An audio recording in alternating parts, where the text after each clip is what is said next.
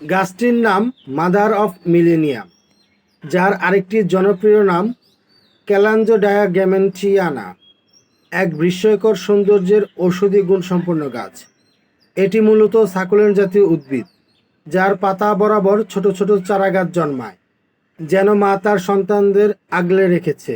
এই কারণেই এই গাছের নাম মাদার অফ মিলেনিয়াম। পাতা থেকে ঝরে পড়া চারাগুলো মাটিতে পড়ে সহজেই নতুন গাছে রূপ নেয়।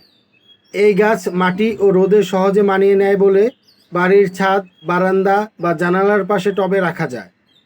মাটি তৈরির সময় 50% বেলে মাটি, 30% গোবর সার ও 20% কোকোপিট মিশিয়ে হালকা ঝুরঝুরে মিশ্রণ তৈরি করতে হবে, যাতে পানি জমে না থাকে।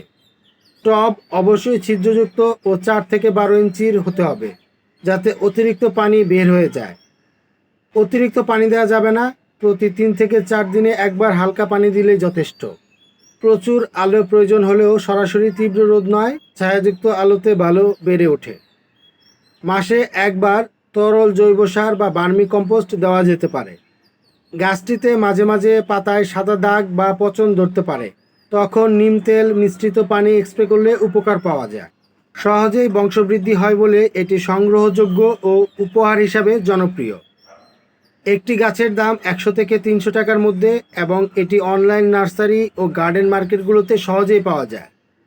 বাড়ির সৌন্দর্য বৃদ্ধির পাশাপাশি এটি বাতাস পরিশোধনেও সাহায্য করে।